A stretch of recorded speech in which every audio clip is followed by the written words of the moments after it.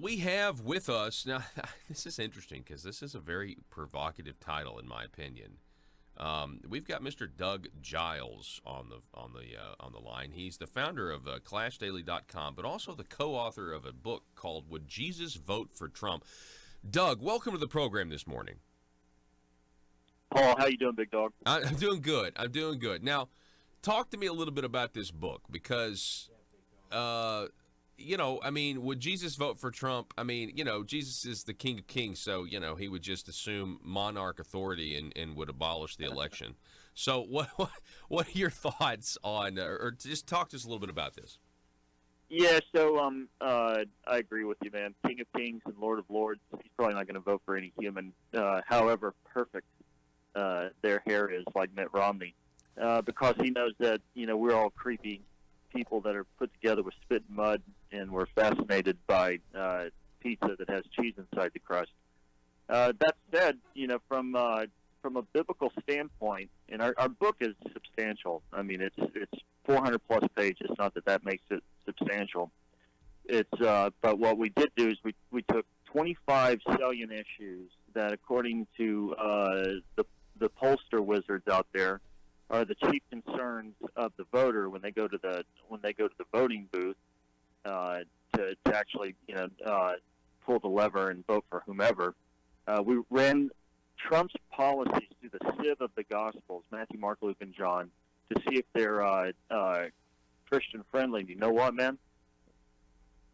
Trump is the believer's best buddy from a policy standpoint, and for Christians to warble on and blather about how Trump's this or he's that, from a policy standpoint, again, if you like a Judeo-Christian worldview implemented and legislated, then you got to give it to Trump, because he's trumping Reagan at this juncture, and that's not just Doug's opinion. That's the Heritage Foundation. Yeah, no, I mean, you're right on policy, and yet I have these.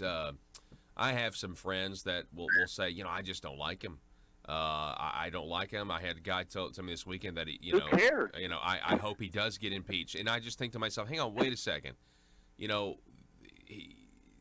Maybe we have this idea of decency that has been used against the American people for so long, because we have these other politicians that have put on this cloak of decency or morality, but they've been lying to us this whole time for decades, and they're behind closed doors. They're terrible, but they're just but Trump is just, I feel like, more honest about who he is as a human being.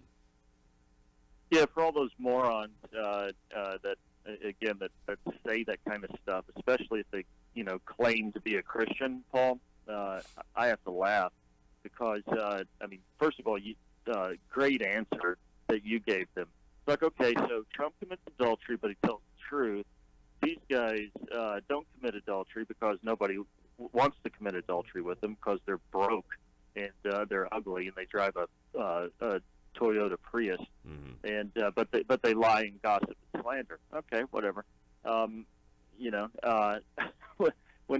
When Christians gave me crap, man, about supporting Trump in 2015. I hit them with this. Do you support King David? Because King David committed adultery, and he covered it up with this thing called murder. And then Abraham. And that was the zenith of the kingdom of Israel, by the way. That was the zenith. That was the height, was King David. Yeah, he brought the Ark of the Covenant back. He killed Goliath. He routed the Philistines. Oh, and when he brought the Ark of the Covenant back, he danced naked in front of it. Can you imagine CNN, Don Lemon tonight? Donald Trump dances naked at the National Cathedral. That's what King David did. And I guarantee that the same idiots that say, well, Donald Trump, he's too naughty, they probably sing psalms and pray the psalms. Yeah. And Abraham committed adultery with his maid, and he lied about being married twice, and he was a coward. Samson actually bumped uglies with a Stormy Daniels. Moses was a murderer who had a crap job, who was 80 years old, who ran from the law, and Noah got drunk and fell down naked, Yeah. And those are just 5, brother. 5 of the biblical heavyweights that everybody laws, that everybody approves of. But I guarantee we splash their crap on the Daily Mail or MSNBC, they're gonna be besmirched and ridiculed just like Trump is being right now. And shame on every moronic Christian who says, well, I just don't like him as a person, and he has a naughty past. We all have naughty past, and nobody would follow any of us if somebody put a camera on us 24/7, 365 to see the junk we do, or if they got inside of our noggin to see the thoughts we think. Yeah. We're but talking. Trump or some. We're talking with Doug Giles. He's the co-author of a book called "Would Jesus Vote for Trump?" Giles. Would Jesus Vote for Trump? It's very interesting book. He's making incredible points here. Let me ask you this, Doug. Do you think that so much of sometimes there are people that are just like, I don't like the president. Is it because we've done a poor job of explaining what the gospel actually is that maybe some people think, and they look at some evangelicals as hypocrites for supporting the president? Is it because we've communicated that the gospel message is a list of rules and do's and don'ts, and that's the lifestyle, instead of this idea that, hey, listen, we're not perfect. That's the whole point. We're all hypocrites, and that's why we need a redeemer. That's why we need to be reconciled with God. What are your thoughts? Yeah, the underlying bottom line funky bass note of my book, Would Jesus Vote for Trump? My daughter Hannah Giles, who destroyed Acorn, Obama's claim to fame 10 years ago, she said, she pointed out the other day, just talking to her old man, she said, listen, this is about grace. God chooses the base. He chooses the corrupt. He chooses the stuff that's not, so that he can bring the hoity-toity, so he can wreck their houses. So everybody who thinks that they deserve a political position, every party that thinks, that their poop doesn't stink, he shows them up. He brings a gruff billionaire into to the Oval Office to legislate behind the same desk for Bill Boynton Monica. But to answer your question, just straight up, absolutely, man, absolutely. Because and it's not so much we've taught rules and regulation. What we've done is that we've become so politically correct that when a courageous leader shows up from a tawdry background, is that we can't even recognize that, that kind of smells, like something God would do. You get somebody that comes out of left field, but he's standing for biblical values and our Constitution and our Declaration of Independence and our Bill of Rights, and we can't even recognize that this is something that Jesus might be behind, just because he got his photograph taken in Heff's Grotto, and he was on the cover of Playboy, and he's been married 3 times. Well, David was married 7 times, you morons. And I went to public school, and I didn't really do that good in math because I started smoking weed, Paul, when I was real young. But I think 7 is 4 more than 3 that Donald was married. I think it is too.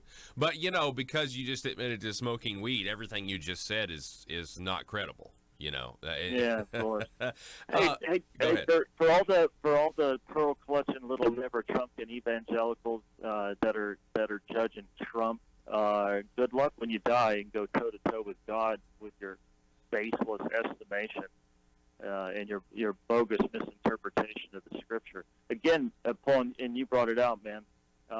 This is about grace, folks, and God uses bad people. That's the only type of people he has at his disposal to use. I know it is with me.